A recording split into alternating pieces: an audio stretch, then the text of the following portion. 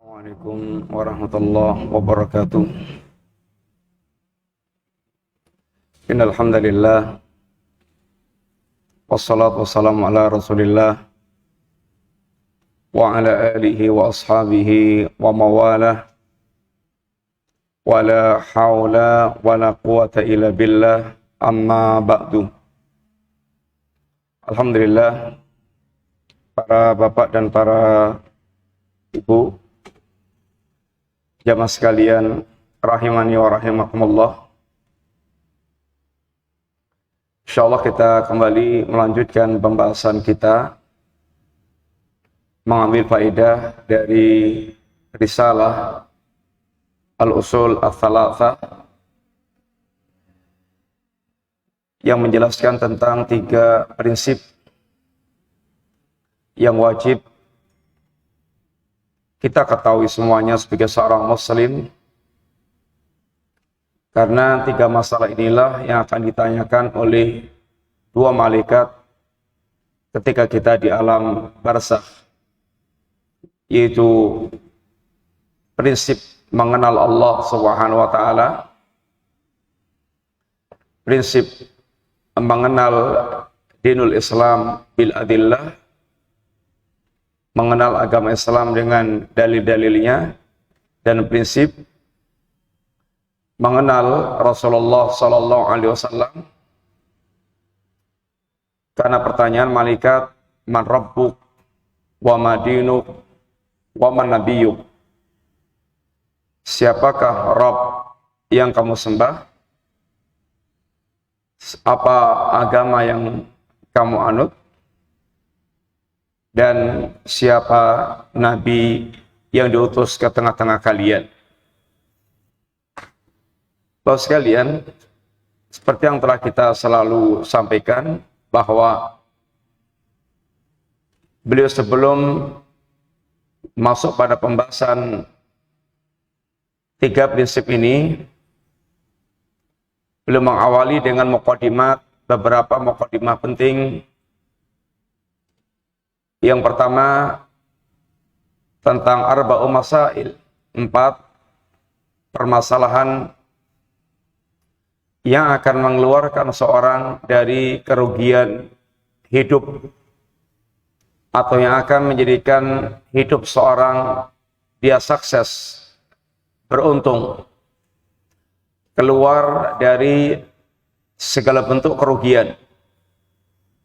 Dan kerugian yang hakiki adalah kerugian di hari kiamat kelak, sebagaimana keuntungan yang hakiki adalah keuntungan di hari kiamat kelak. Faman zuhziha 'anil nar wa udkhilal jannah faqad faza, barang siapa yang diselamatkan Allah dari neraka dan dimasukkan Allah ke dalam surga, maka itulah hakikat kesuksesan, hakikat keberhasilan, dan hakikat kebahagiaan. Karena sungguhnya seandainya seorang dia tidak selamat dari neraka, maka seluruh kesuksesan yang dia dapatkan di dunia ini tidak akan lagi bermanfaat. Sehingga orang-orang yang mereka di dunia ini telah successful, menjadi orang yang paling berharta, konglomerat yang paling sukses, penguasa yang paling tinggi dan paling lama. Akan tapi ketika dia gagal, tidak selamat dari neraka, maka seperti yang Allah ungkapkan, penyesalan mereka adalah ma akhna anni maliyah halaka anni sultaniyah. Aduhai, hartaku sebanyak apapun telah tidak berguna lagi. Aduhai, kekuasaanku telah hancur binasa. Dan 2 hal ini, harta dan kekuasaan, yang telah banyak menghancurkan manusia, menghancurkan agama seseorang. Dan berapa banyak orang-orang yang mereka korbankan agamanya demi harta dan kekuasaan. Termasuk catatan Syekh Abdul Malik Ar-Ramadhani, beliau mengingatkan dua ini pula yang telah menghancurkan para dai atau para pejuang-pejuang muslim yang awalnya terkadang mereka memiliki gelora li'ilali kalimatillah, ingin meninggikan kalimat Allah. Ketika dia telah masuk di kancah perpolitikan, maka fitnah dan kekuasaan ini, harta dan kekuasaan ini yang menjadi fitnah besar. Sehingga demi harta dan demi kekuasaan, mereka pun sudah tidak lagi peduli dengan agamanya, atau bahkan mereka siap rangkulan mesra dengan orang-orang yang mereka bahkan kafir musyrik, hanya demi harta maupun kekuasaan. Sudah tidak lagi ada suara-suara Islam karena fitnah harta dan fitnah kekuasaan. 4 hal itu adalah, yang pertama al-iman, yaitu imanan. Kemudian amal, dakwah, sabar. Yang terambil dari surat Al-Asr. Yang kemudian beliau sebutkan prinsip yang 4 ini adalah ilmu, amal, dakwah, sabar. Barang siapa yang dia ingin keluar dari kerugian yang hakiki, hendaklah dia betul-betul mengerti tentang ajaran Islam, mengerti tentang hakikat kebenaran, memahami tentang Allah, tentang kitabnya, tentang nabinya, kemudian mengamalkan ilmu yang telah dia dapatkan, mendakwahkan ilmu yang telah diketahui, dan betul-betul senantiasa dia bersabar dalam mewujudkan ilmu dan menyebarkan ilmu dan amal. Muqaddimah yang kedua berkaitan dengan 3 prinsip yang sangat penting. Salah satu masail, ini 3 perkara yang sangat penting untuk difahami dan segera diamalkan. Yang pertama, prinsip bahwa Allah Subhanahu wa taala ciptakan kita ke dunia ini. Dan Allah kompliti semua yang kita butuhkan dalam melangsungkan kehidupan di dunia sekarang ini. Maka Allah tidak jadikan kehidupan kita sia-sia. Tetapi dengan tujuan yang sangat jelas. Bahkan untuk mewujudkan tujuan yang jelas ini tujuan beribadah hanya kepada Allah. Allah mengutus seorang Rasul, yang dengan Rasul ini, barang siapa dia mentaati Rasul, dia akan menjadi ahlul jannah. Dan barang siapa dia mendurhakai Rasul, maka dia akan menjadi ahlun nar. Kemudian prinsip yang kedua, kalau prinsip yang pertama seakan-akan beliau menjelaskan tentang penegasan hakikat tujuan penciptaan dan jalan yang harus dia lalui. Maka yang kedua ini menegaskan lagi, ketika seorang dia telah mengetahui bahwa hanya Islam satu-satunya jalan untuk menuju Allah Subhanahu wa taala, maka ketahuilah bahwa orang yang meniti jalan Islam ini harus tahu kuncinya. Kunci suksesnya beragama ini adalah terwujudnya tauhid, kemurnian tauhid. Ini merupakan kunci utama. Orang-orang yang mereka berislam, akan tapi dia tidak mewujudkan hakikat tauhid, maka Islamnya gagal.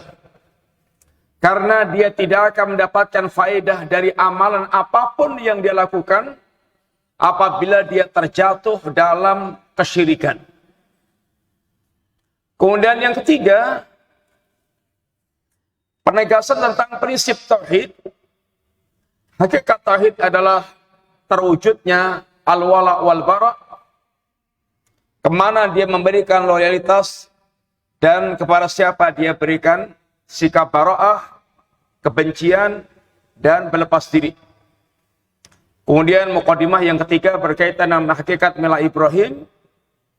Dan kemudian kita masuk pada pembahasan pasal yang pertama, al-aslul awal, prinsip yang pertama yaitu ma'rifatul abdi rabbah, mengenal Allah Subhanahu wa taala. Dan telah kita selesaikan pembahasannya secara ringkas. Yang di sana kita dikenalkan siapa itu Rabb kita yang kita sembah, siapa itu Allah. Kemudian bagaimana cara kita mengenal Allah. Kemudian memahami makna ibadah dan macam-macam ibadah yang perlu kita sekilas kenal. Kemudian kita masuk prinsip yang kedua, yaitu ma'rifatu dinil Islam bil adillah, mengenal dinul Islam dengan dalil-dalilnya yang telah kita jelaskan apa itu hakikat Islam, Islam mana yang am dan Islam mana yang khas. Kemudian beliau terangkan tentang maratibuddin, tingkatan-tingkatan agama, tingkatan-tingkatan Islam. Di sana ada tingkatan Islam, iman, dan ihsan. Dan kita sedang bicara tentang tingkatan yang pertama, yaitu al-Islam, yang setiap tingkatan ini lau arkan, memiliki rukun. Ada rukun Islam, ada 5. Dan kita sedang diajak membahas tentang rukun yang pertama, yaitu syahadatain. Dan telah kita jelaskan di antara poin-poinnya, kenapa syahadatain itu menjadi satu rukun. Sehingga rukun yang pertama meliputi syahadat la ilaha illallah dan syahadat Muhammad Rasulullah. Telah kita jelaskan. Lalu kita sedang masuk dalam pembahasan yaitu hakikat la ilaha illallah atau dalil dari syahadat la ilaha illallah yang terambil dari firman Allah Subhanahu wa taala. Syahidallahu annahu la ilaha illa huwa wal malaikatu wa ulul ilmi qa'iman bil qisti la ilaha illa huwal azizul hakim. Syahidallahu, Allah Subhanahu wa taala mempersaksikan annahu la ilaha illa huwa, bahwa tidak ada sembahan yang hak yang sebenarnya kecuali Allah. Wal malaikatu, demikian pula para malaikat. Wa ulul ilmi qa'iman bil qisti, demikian pula para pemilik ilmu, ini para ulama yang mereka tegak di atas keadilan, yang mereka mempersaksikan dan kalimat yang sangat agung, la ilaha illallah, la ilaha illallah al-azizul hakim. Tidak ada sembahan yang hak kecuali hanya Allah Ta'ala yang maha perkasa lagi maha bijaksana. Al-Imam Ibn Al-Qayyim ketika menjelaskan ayat syahidallahu annahu la ilaha illa huwa wal malaikatu wa ulul ilmi qa'iman bil qisti la ilaha illa huwa al-azizul hakim, beliau menjelaskan ada 10 keutamaan ilmu dan ulama ditinjau dari beberapa sisi. Di antaranya, keutamaan ilmu dan ulama dari ayat ini adalah satu, Allah Subhanahu wa taala menjadikan para ulama Allah sandingkan persaksiannya dengan Allah dan malaikat. Persaksian ulama Allah sandingkan dengan persaksian Allah dan persaksian malaikat. Yang kedua, yang dipersaksikan adalah sesuatu yang paling agung, yaitu kalimat la ilaha illallah. Yang ketiga, dipilihnya ulama oleh Allah Ta'ala. Manusia itu banyak macam-macam. Ada pedagang, ada penguasa, ada orang kaya. Kemudian diantaranya ada ulama. Allah hanya memilih ulama untuk mempersaksikan perkara yang paling agung, yaitu kalimat la ilaha illallah. Ini menunjukkan tentang tazkiyah Allah, rekomendasi Allah, dan pujian Allah berkaitan dengan para ulama. Yang para ulama inilah yang akan menjadi pengemban ilmu warisan Rasulullah SAW setiap zaman. Yahmilu hadzal ilma min kulli khalafin udulu. Ilmu ini, yaitu ilmu risalah, akan dipanggul setiap zaman oleh orang-orang adilnya, yaitu para ulama. Yang para ulama ini memiliki tugas. Yang pertama adalah bayanul haq, menjelaskan tentang hakikat al-haq, menjelaskan tentang hakikat kebenaran, menjelaskan tentang hakikat tauhid, menjelaskan tentang hakikat syirik, menjelaskan tentang hakikat sunnah, menjelaskan tentang hakikat bid'ah, menjelaskan tentang hakikat kebenaran dan kebatilan. Kemudian yang kedua, membantah para penyimpang, membantah para penyimpang, sehingga dikatakan Nabi, yanfuna anhu tahrifal ghalin wanti halal mubtilin wa ta'wilal jahilin. Para ulama inilah yang akan menolak berbagai macam sikap-sikap ekstrim dari orang-orang yang hulu, para ekstremis, yang akan membongkar kedustaan ahlul batil dan yang akan meluruskan takwilnya orang-orang yang bodoh. Dan sekalian, di antara sisi perusak agama itu adalah datang dari orang-orang yang hulu, orang-orang yang bersikap ekstrim dalam agama, sehingga mereka melampaui batas-batas yang telah diajarkan oleh Allah Ta'ala. Keluar dari batas apa yang telah diajarkan Allah Ta'ala. Dan ini akan merusak citra Islam, merusak keindahan Islam. Demikian pula, para ulama lah yang akan membongkar berbagai macam kepalsuan-kepalsuan yang dilakukan oleh ahlul batil dalam rangka merusak Islam. Alangkah sangat banyaknya ahlul batil yang berusaha untuk menghancurkan Islam dengan menyusupkan berbagai macam kepalsuan-kepalsuan, termasuk diantaranya banyaknya riwayat-riwayat palsu.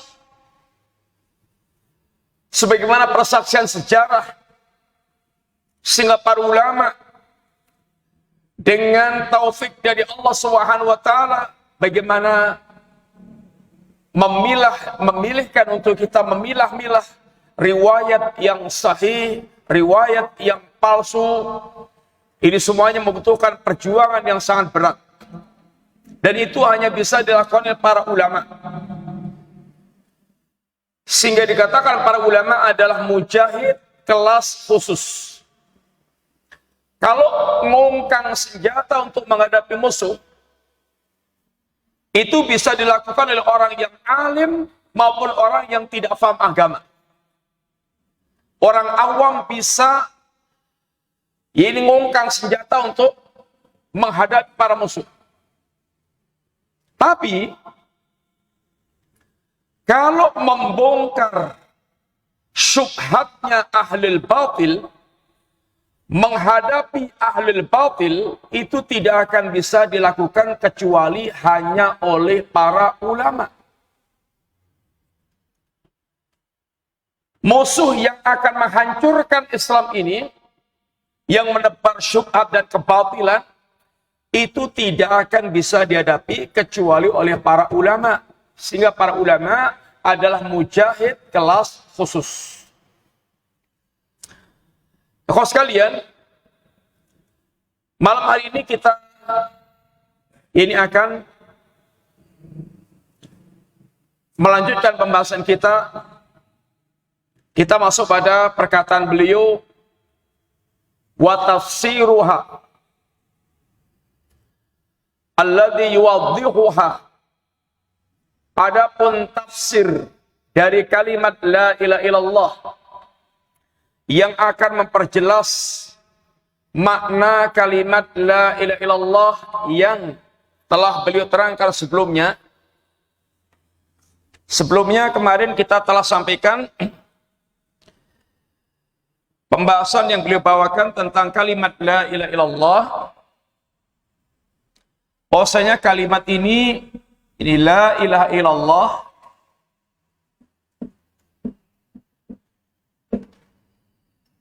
ini adalah nafyu.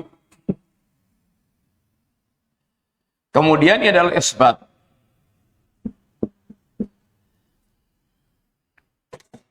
Ini ditafsirkan dalam beberapa ayat tentang makna kalimat la ilallah. Yang makna yang hak dari kalimat ini, dan itu satu makna yang telah kita sampaikan, itulah ma'budah bihaqqin ilallah. Selain makna ini telah kita sampaikan salah. Bukan daripada makna kalimat la ilallah adalah khaliqa ilallah, adalah hakima ilallah, dan beberapa penafsiran yang lainnya yang tidak mencerminkan makna yang dituntut dari kalimat la ilaha illallah. La ilaha illallah dikatakan kalimat tauhid yang makna tauhid sendiri ini ja'alahu wahidan, menjadikan atau ja'ala syai' wahidan, menjadikan sesuatu itu satu-satunya. Dan telah kita pernah sampaikan, tidak akan terwujud makna menjadikan sesuatu itu satu-satunya kecuali terkumpul rukun an-nafyu wal isbat. Ini rukun yang pertama, an-nafyu, penafian, ini penolakan. Rukun yang kedua adalah isbat. Tidak akan terwujud menjadikan sesuatu itu satu-satunya kecuali adanya an-nafyu wal isbat. An-nafyu penolakan, peniadaan, isbat penetapan. La ilaha illallah, tidak ada sesembahan yang hak kecuali hanya Allah. Memberikan makna hanya Allah satu-satunya sesembahan yang hak. Seandainya ada sembahan selain Allah yang disembah oleh manusia, maka semua yang disembah oleh manusia selain Allah adalah sembahan yang batil. Sehingga berkumpulnya an-nafyu dan isbat ini memberikan makna Allah satu-satunya yang berhak untuk disembah. Sekarang kita lihat tafsir ayatnya, ayat yang menafsirkan tentang makna ini. Yang pertama, ini firman Allah Subhanahu wa taala, wa id qala Ibrahimu li abihi wa qaumihi innani bara'un mimma ta'budun illalladzi fatarani.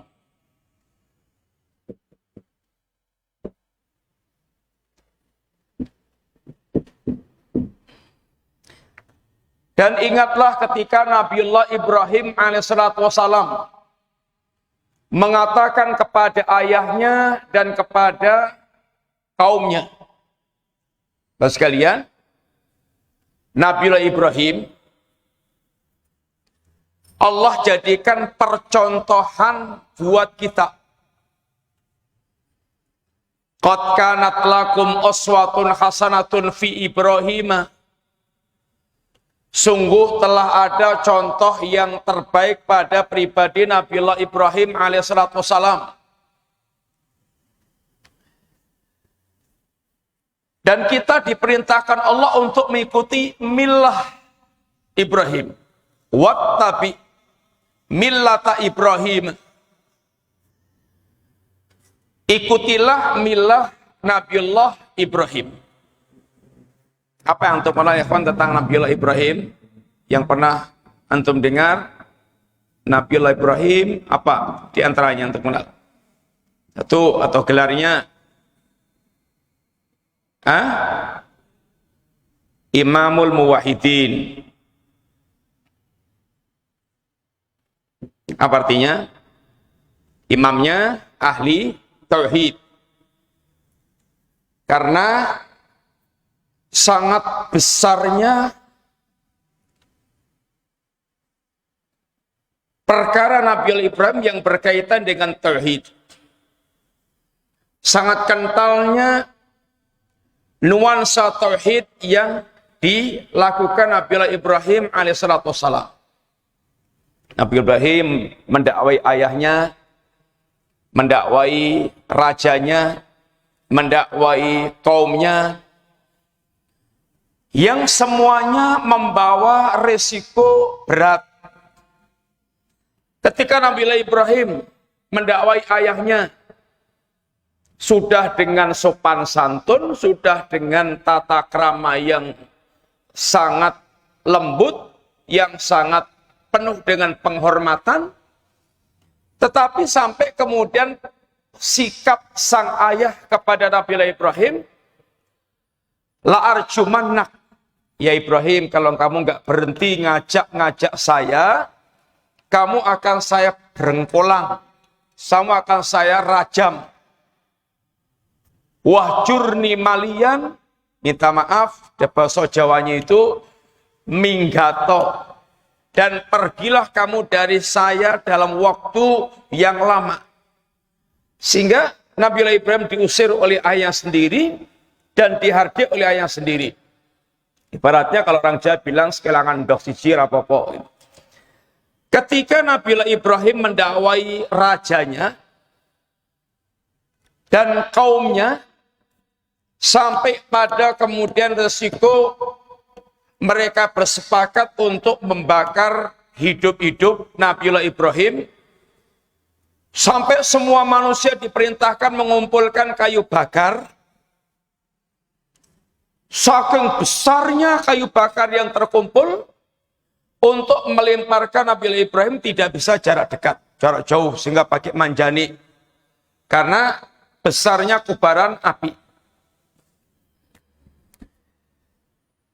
Yang kedua apa Nabi Ibrahim gelarnya?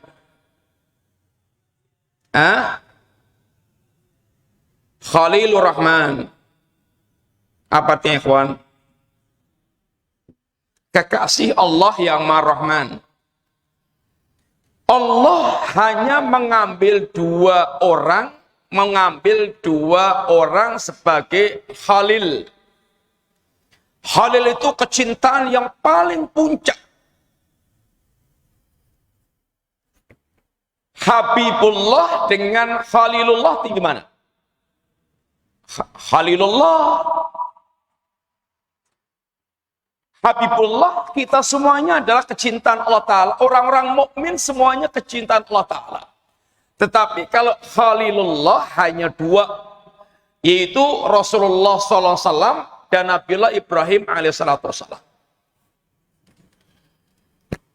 Apalagi tentang Nabiullah Ibrahim, ikhwan? Abul Anbiya. Kenapa dikatakan Abul Anbiya? Kenapa? Apa artinya Abul Anbiya? Bapaknya para nabi.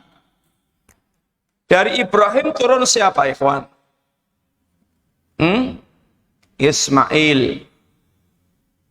Sama Ishak.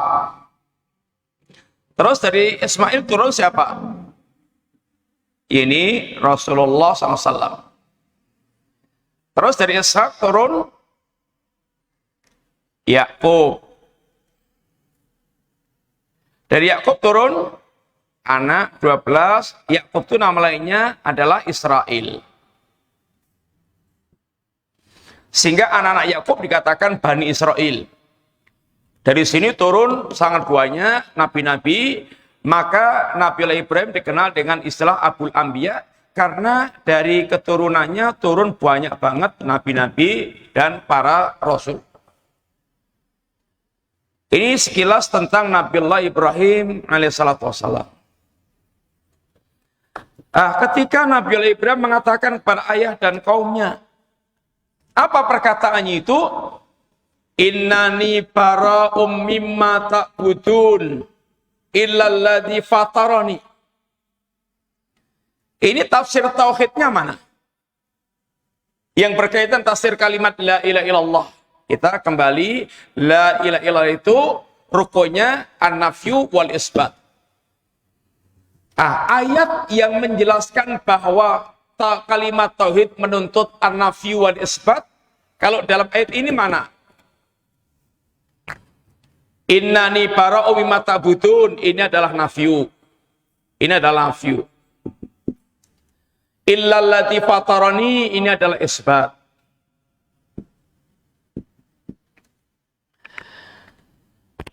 Sehingga tauhid itu menuntut, ini sikap pertama baro'ah, la ilaha.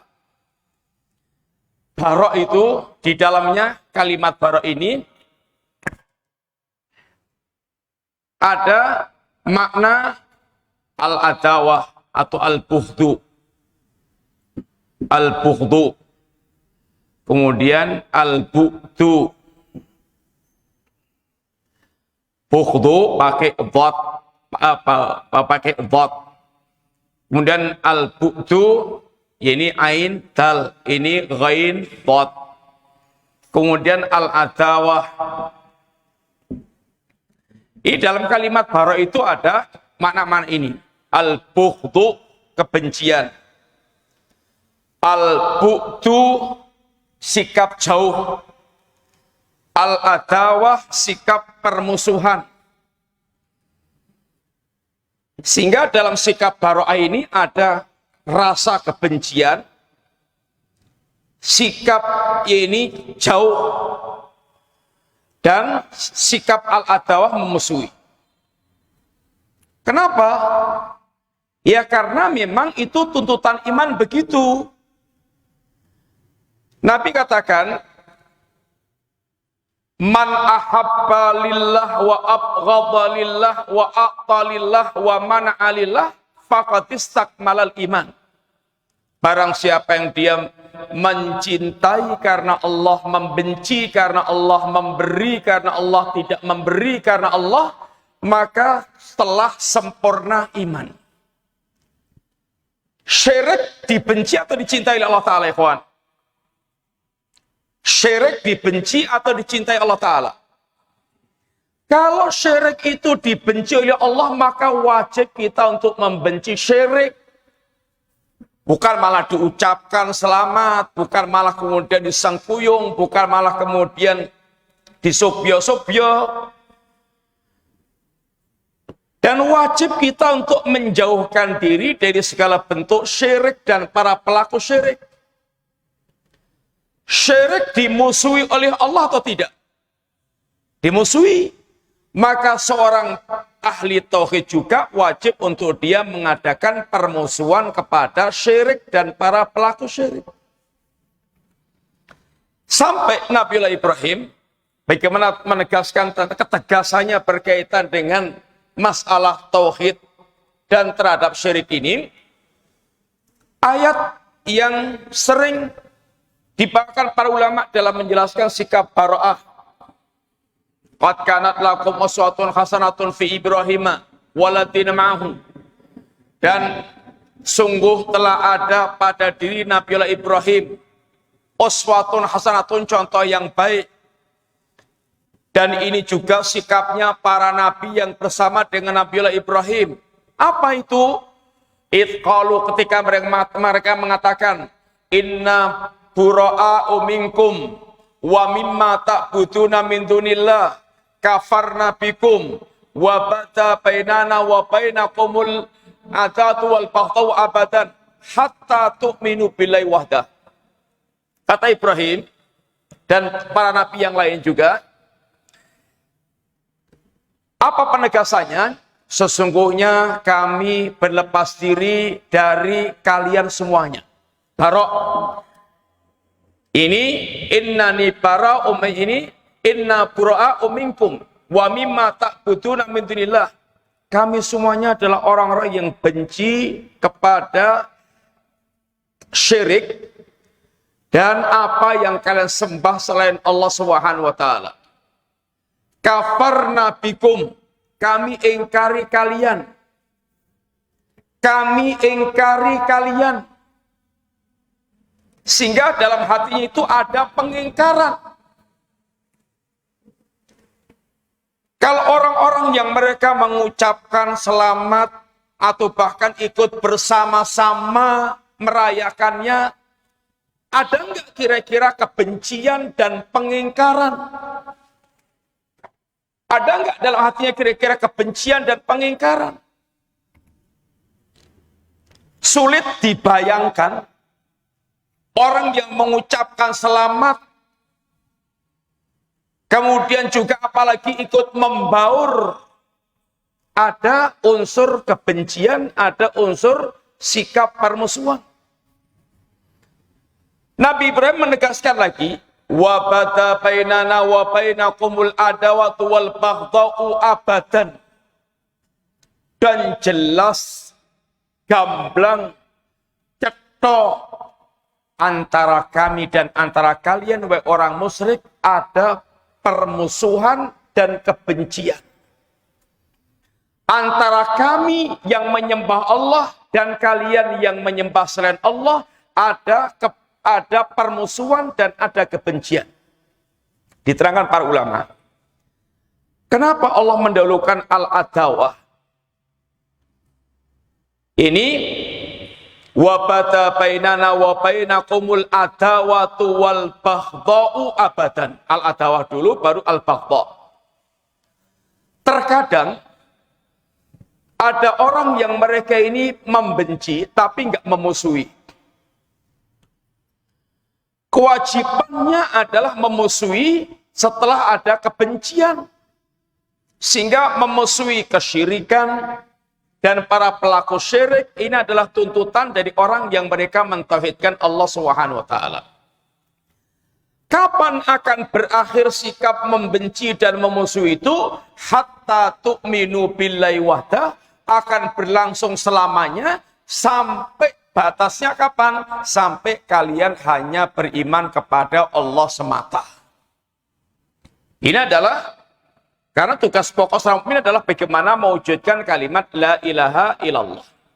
Sehingga kecintaannya, kebenciannya juga berkaitan dengan terwujudnya kalimat ini tersebut. Innani bara'u mimma ta'budun, ini penafian. Sesungguhnya kami berlepas diri dari semua yang kalian sembah. Ikhwanifillah, perlu kita ingatkan sedikit. Kebencian dan permusuhan di hati seorang mukmin terhadap syirik dan para pelaku syirik, jangan kemudian membawa sikap-sikap yang zalim apalagi brutal. Ini diantara kesalahannya di situ. Wajibnya kita untuk membenci perbuatan syirik dan kekufuran dan para pelakunya. Ini bukan berarti seorang muslim itu tidak toleransi. Toleransi itu sebetulnya gimana sih, ikhwan? Tuntutan toleransi itu apa? Coba. Apa tuntutannya? Toleransi itu. Antum. Kita ini suruh toleransi. Apa sih toleransi itu? Apa? Tuntutan toleransi apa? Hah? Tidak mengikuti. Terus kalau antum apa? Toleransi itu sakarepmu, saya tidak akan mengganggu kalian. Prinsipnya kata Allah jelas, apa itu ikhwat? Lakum dinukum waliyadin. Apa artinya? Bagi kalian agama kalian. Agama itu apa sih? Amal. Bagiku amalku. Terserah kamu mau bagaimana cara siapa yang kamu sembah. Bagaimana kamu menyembah Tuhan yang kamu sembah. Silahkan saja, bebas kamu lakukan. Kami tidak akan mengganggu. Yang jelas itu agama kamu, ini agama saya. Yang jelas Islam telah menegaskan qad tabayyana rusdu minal ghayyi. Sudah sangat gamblang antara jalan yang lurus, jalan yang ini lurus dengan jalan yang bengkok. Sehingga Allah katakan agama ini telah sangat gamblang. Sehingga liyahlika man halaka an bayinatin. Wa yahya man hayya an bayinatin. Agar orang yang binasa di atas hujah, di atas kejelasan. Dan agar orang yang hidup di atas kejelasan pula. Jalan yang bengkok, jalan yang lurus sudah sangat gamblang. Islam telah menerangkan dengan seterang-terangnya semua hakikat. Sehingga kata Nabi, taraktukum alal bayda lailuha kanahariha. Telah aku tinggalkan Islam kepada kalian dalam kondisi terang benderang yang malamnya itu kayak siangnya. Terang. Penjelasan antara tauhid dengan syirik, iman dengan kufur, Islam dengan ini kebatilan, itu semuanya sudah sangat gamblang. Mau milih silahkan milih. Tapi yang jelas masing-masing jelas konsekuensinya. Anda milih agama Anda ada resikonya, saya milih agama saya juga ada resikonya, sudah dijelaskan semuanya resikonya.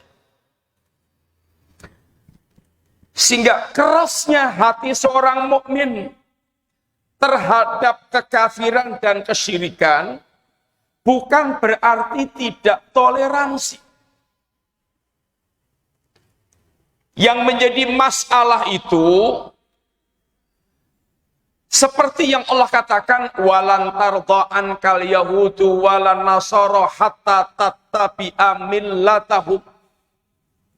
Yang namanya orang Yahudi dan orang Nasrani itu lan tardha.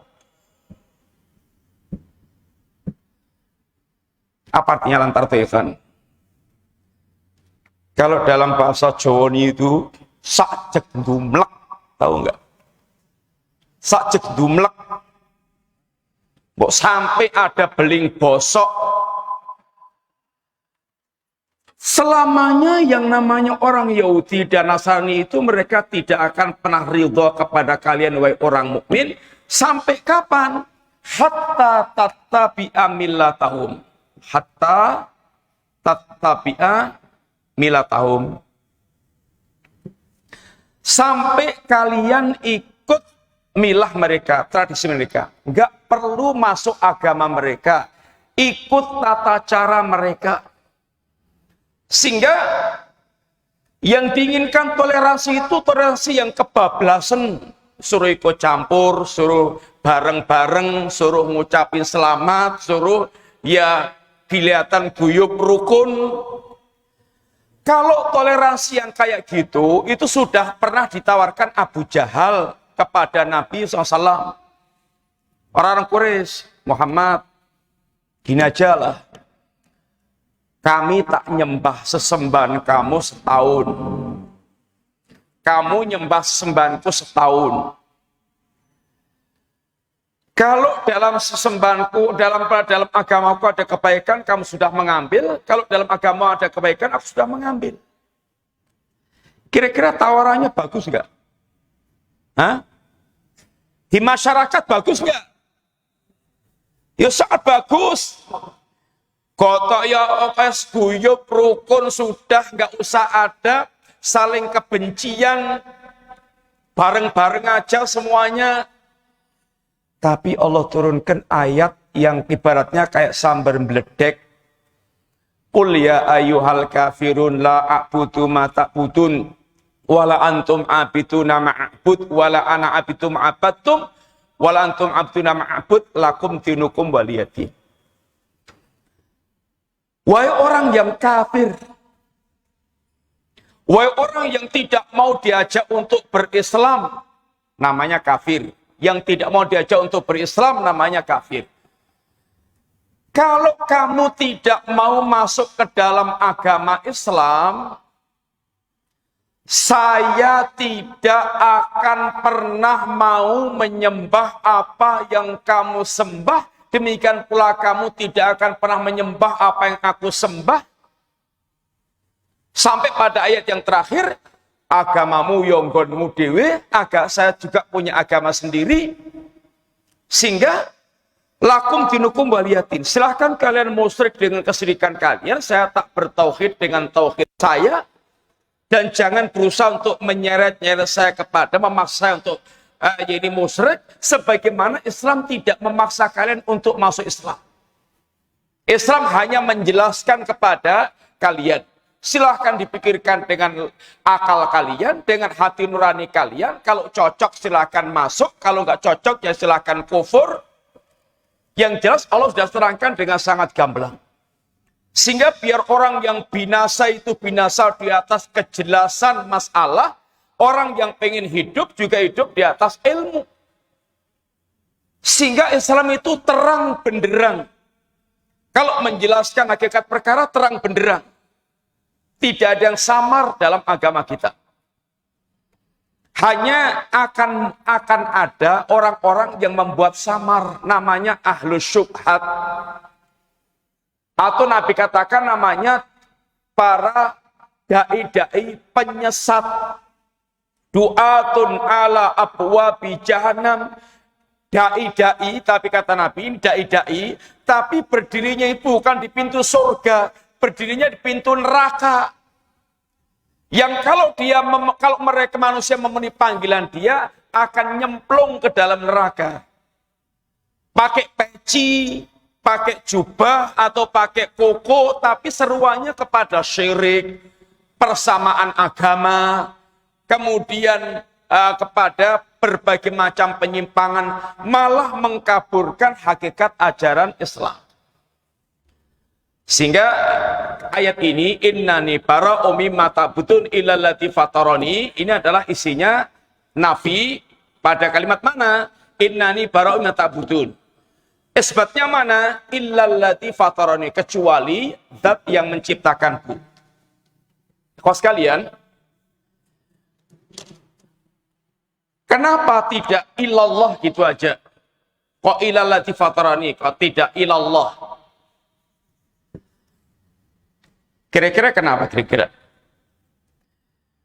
Ada alasannya satu, atau ada faedahnya satu. Kenapa ilalati fataroni? Pertama, untuk menjelaskan kepada manusia bahwa yang pantas disembah itu yang menciptakan. Atau kemarin telah kita sebutkan, yang pantas disembah itu yang memiliki rububiyah dan kesempurnaan sifat. Sehingga dengan kalimat illallati fatarani untuk menjelaskan sekaligus yang pantas disembah itu yang menciptakan. Ini yang pertama. Yang tidak menciptakan, yang tidak punya rububiyah dan tidak punya kesempurnaan sifat itu enggak layak disembah. Sedangkan yang menciptakan, yang memiliki rububiyah dan kesempurnaan sifat itu hanya Allah, maka hanya Allah yang layak disembah, selain Allah tidak layak disembah. Maka kesimpulan Allah setelah dijelaskan panjang lebar dengan penjelasan Allah, dzalika bi annallaha huwal haq wa anna ma yad'una min dunil batil.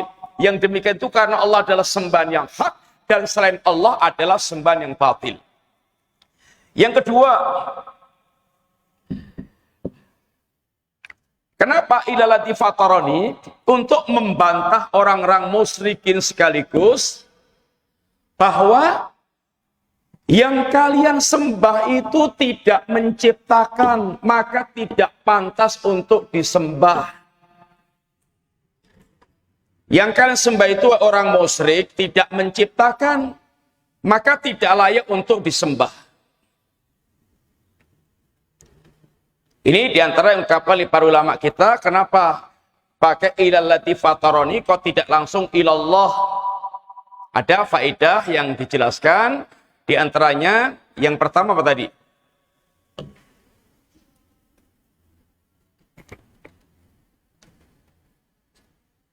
Kok tidak langsung ilallah, ilallati fataroni, faedahnya apa tadi? Satu. Ya, yang pantas disembah itu yang menciptakan, atau kemarin lebih global lagi, yang memiliki rububiyah dan memiliki kesempurnaan sifat. Terus yang kedua,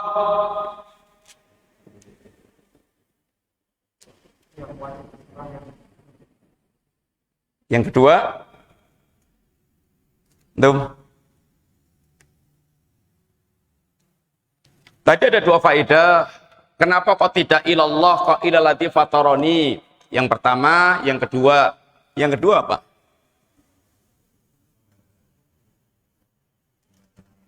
Iya, untuk membantah orang-orang musyrik. Apa bantahannya? Ya, sembahan kamu itu nggak menciptakan, nggak layak disembah, sehingga sembahan kamu itu sembahan yang batil. Ini adalah ayat yang pertama. Tafsir dari kalimat tauhid la ilallah, jadi terambil dari ayat ini adalah ini ada an-nafyu dan ada isbat. Ini adalah makna daripada kalimat la ilallah, sehingga orang yang bertauhid itu harus punya sikap bara'ah. Sikap bara'ah. Sikap untuk berlepas diri, untuk menolak. Sekali lagi, tidak cukup Anda mengatakan Allah sesembahanku. Tapi wajib menegaskan Allah sesembahanku dan hanya Allah sesembahan yang hak, selain Allah sesembahan yang batil. Saya nyembah Allah, tapi saya tidak bisa meyakini batilnya orang-orang yang menyembah selain Allah. Nggak bisa. Itu namanya belum bertauhid. Tauhid itu menuntut untuk di sikap bara'ah, yaitu sikap melepaskan diri, atau sikap yaitu berlepas diri, menolak selain Allah subhanahu wa ta'ala, selain al-haq. Sama dengan saya muslim, tapi saya tidak bisa meyakini batilnya selain Islam. Nggak bisa. Kamu nggak yakin berarti kalau Islam itu adalah agama yang hak. Kalau tidak meyakini bahwasanya selain Islam adalah kebatilan. Kalau gitu ekstrem, enggak. Islam menuntut seperti itu. Adapun kalau bicara toleransi, tidak ada ajaran yang mengajarkan toleransi yang lebih soft, yang lebih bagus, yang lebih indah dibandingkan dengan Islam. Islam itu dalam membangun muamalah, ikhwat, antara al-adl wal fadl. Antara al-adl wal fadl. Ini antara al-adl wal fadl.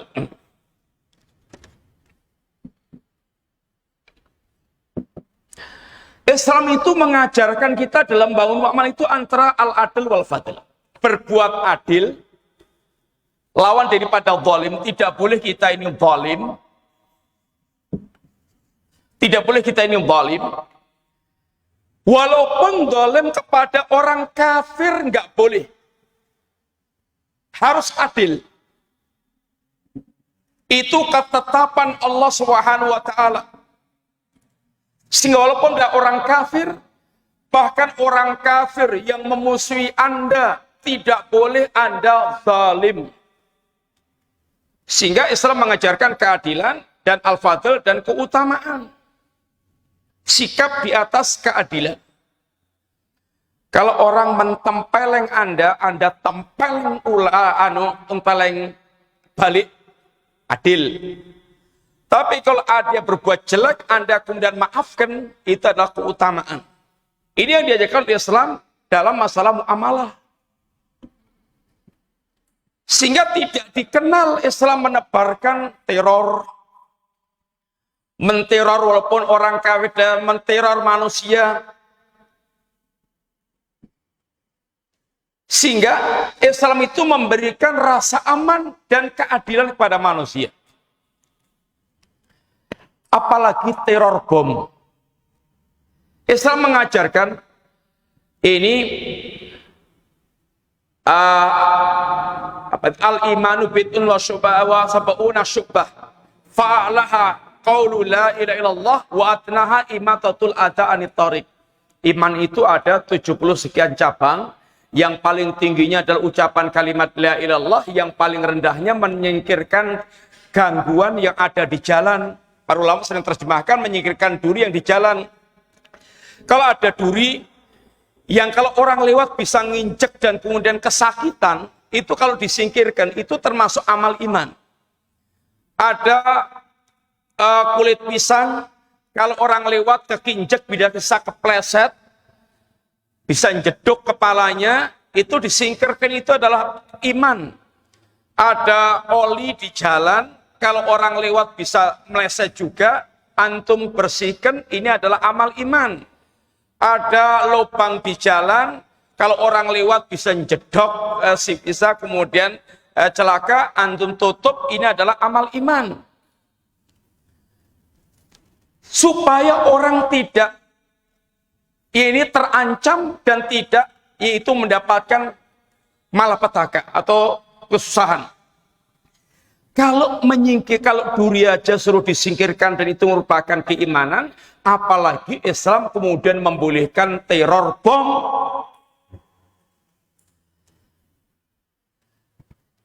Dan Nabi katakan, memang Islam mengenal perang, tapi perang Islam itu kesatria.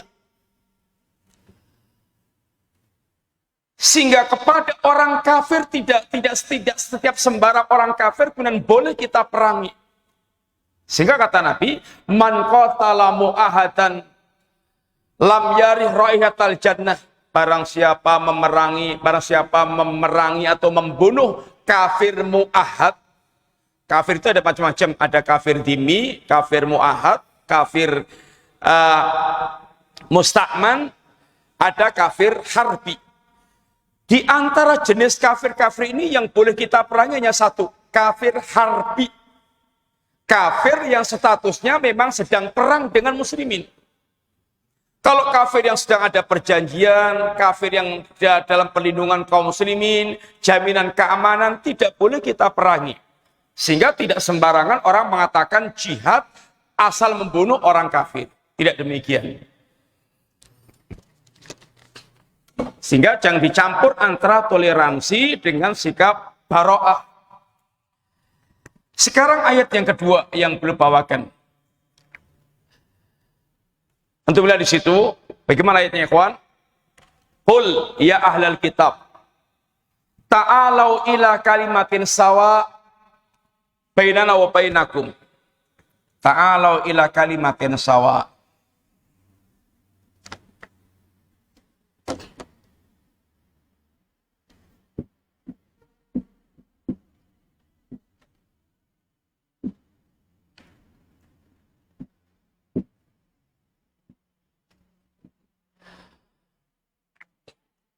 Wahai ahlul kitab, mbok mari kita menuju pada kalimat yang satu. Bapak sekalian, ayat ini dipakai oleh orang liberal untuk menegaskan kita dan ahlul kitab ini sama. Yahudi dan Nasrani kita ini sama. Ayatnya ta'alau ila kalimatin sawa, mari kita menuju kalimat yang satu, kalimat yang sama. Kami dan kalian itu sama. Sehingga Yahudi, Nasrani, Islam itu sama. Gimana bantahnya? Ayatnya ini ta'alau ila kalimatin sawa. Wahai ahlul kitab, mari kita menuju ini kesamaan kalimat. Kalimat yang sama. Sehingga kata mereka, Islam, Yahudi, Nasrani itu sama. Itu semuanya sama. Gimana? Bantahnya, kawan. Dan inilah cara berdalil ahlul bid'ah, orang yang suka menyesatkan itu antara, kata Syekh Utsaimin, antara takdib dan tahrif. Para penyesat itu, cara berdalilnya itu, kalau dia membawakan Quran atau hadis, itu dia melakukan takdib, pendustaan. Kalau bisa didustakan, didustakan. Kalau bisa didustakan, didustakan. Kalau bisa diingkari, didustakan, didustakan. Kalau nggak bisa, ditahrif, melakukan penyimpangan. Penyimpangan.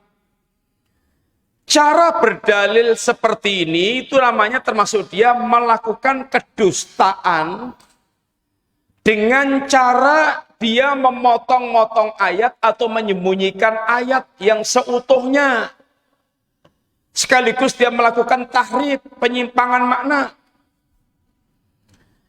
Memang kita dengan Yahudi Nasrani itu memiliki kalimat sawa, kalimat yang sama. Kenapa? Apa kalimat yang sama itu? Kalimat yang sama itu, nanti diterangkan, ini adalah kalimat la ilaha illallah. Ini kalimat yang sama. Nabinya Yahudi yaitu Nabiullah Musa. Nabinya orang Nasrani yaitu Nabiullah Isa. Itu semuanya mendakwahkan kalimat la ilaha illallah. Dan mereka semuanya adalah muslimin. Nabi Musa ya muslim, Nabi Isa ya muslim. Yang Nabi Musa mengatakan diantaranya, wa alihi tawakkalu in kuntum muslimin, wa bani Israel, kalau kalian betul-betul muslim, bertawakallah kalian hanya kepada Allah Ta'ala.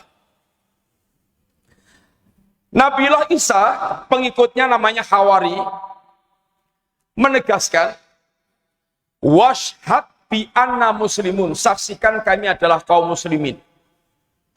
Sehingga semua nabi itu adalah muslim, mengajarkan Islam. Kalimat yang sama yang mereka ajarkan adalah kalimat la ilaha illallah. Ini ajaran semua para nabi dan para rasul.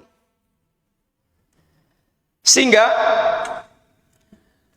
ayat kelanjutan kalimatnya itu, ya ahlal kitab ta'alau ila kalimatin sawa. Apa isi kalimatin sawa itu? Satu, Allah na'budu illallah. Dua, wala nusyrika bihi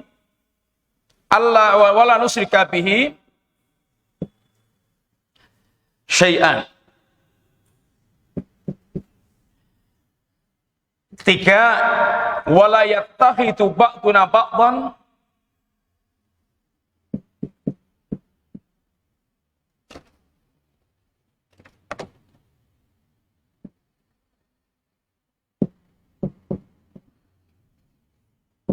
arbaba min dunillah.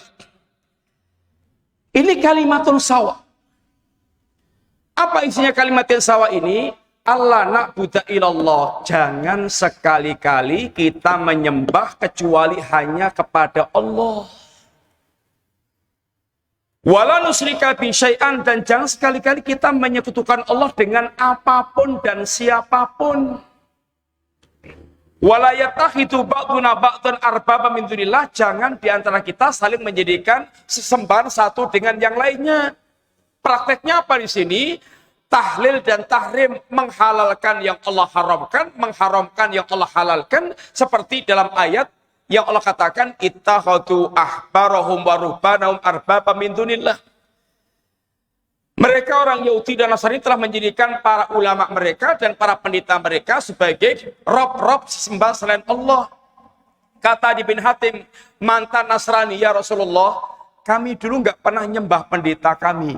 Kata Nabi Muhammad, kata Nabi SAW, wahai Adi, bukankah ketika mereka menghalalkan apa yang Allah haramkan, kalian ikut-ikutan menghalalkan apa yang Allah haramkan? Ketika mereka mengharamkan yang Allah halalkan, kalian ikut-ikutan mengharamkan yang Allah halalkan? Membuat syariat baru, menghalalkan yang Allah haramkan, mengharamkan yang Allah halalkan. Ini namanya membuat syariat, itu namanya menjadikan di antara kalian sebagai Rob selain Allah. Kata Adi, iya ya Rasulullah, begitulah kami dulu. Tilka ibadatuhum, itulah penyembahan mereka, itulah ibadah mereka. Sehingga kalimatun sawa itu isinya ini. Jangan kita menyembah kecuali hanya kepada Allah. Jangan kita menyekutukan Allah dengan apapun dan siapapun. Dan jangan diantara kita sering menjadikan Rob satu dengan yang lainnya, yaitu menghalalkan yang menghalalkan yang Allah haramkan, mengharamkan yang Allah halalkan. Ini adalah kalimatul sawa. Sekarang ikhwan, tafsirannya la ilallah mana ini?